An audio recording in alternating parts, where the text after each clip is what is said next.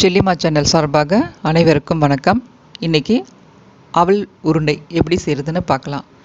வீட்டில் இருக்கிற பொருளை வச்சு நம்ம ஏதாச்சும் ஒரு ஈவினிங் ஸ்நாக்ஸ் பண்ணலாம். அப்படி பார்த்திங்கன்னா இந்த மாதிரி பேப்பர் அவல் என்கிட்ட இருந்தது. அதை வச்சு அந்த உருண்டை எப்படி பண்ணலாம் அப்படின்றத பார்க்கலாம். அந்த பேப்பர் அவலை ஒரு கழுவிடுங்க. அதுக்கப்புறம் நல்லா ஒரு நிமிஷம் ஊற வச்சுட்டு பிழிஞ்சு எடுத்துடுங்க. இதை பிழிஞ்சு எடுத்த உடனே ரொம்ப நேரம் ஊற வச்சிங்கன்னா அது மாவு மாதிரி ஆகிடும்.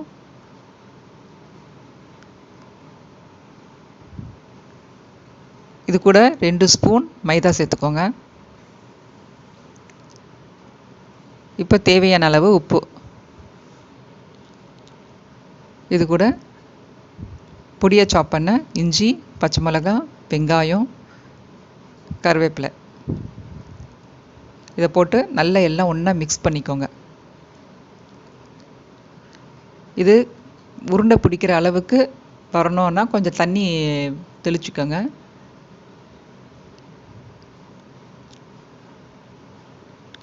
தண்ணி தெளித்து தான் உருண்டை பிடிக்கணும். ரொம்ப தண்ணி ஆகிடுச்சுனாக்கா நல்லா இருக்காது. இந்த அளவுக்கு கெட்டிமாக இருந்தால் போதும். அப்படி உருண்டை பிடிச்சி வச்சுக்கிட்டு எண்ணெயை காய வச்சுட்டு போடுங்க. ஃபஸ்ட்டு ஐயில் வச்சு போட்டுருங்க எல்லாமே. அதுக்கப்புறமா சிம்மிலேயே வச்சு வறுத்து எடுத்துடுங்க. இது ரொம்ப நல்லாயிருக்கும், சூப்பராக இருக்கும். இது ஒரு ஈவினிங் ஸ்நாக்ஸ் மாதிரி டீயோட காஃபியோட சாப்பிடலாம். உடம்புக்கும் ரொம்ப நல்லது.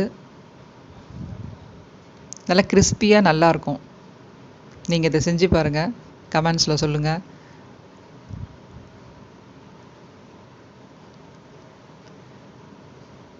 இது சுவையான அவல் உருண்டை ரெடி. எப்படி சூப்பராக இருக்குது பாருங்கள். இந்த வீடியோ பிடிச்சிருந்ததுன்னா லைக் பண்ணுங்கள், ஷேர் பண்ணுங்கள், சப்ஸ்கிரைப் பண்ணுங்கள். நன்றி. வாழ்க வளமுடன்.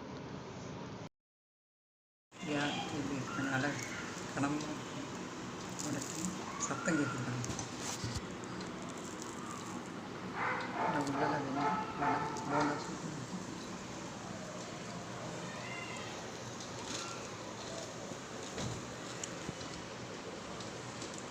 ரொம்ப சூப்பராக இருக்கும்.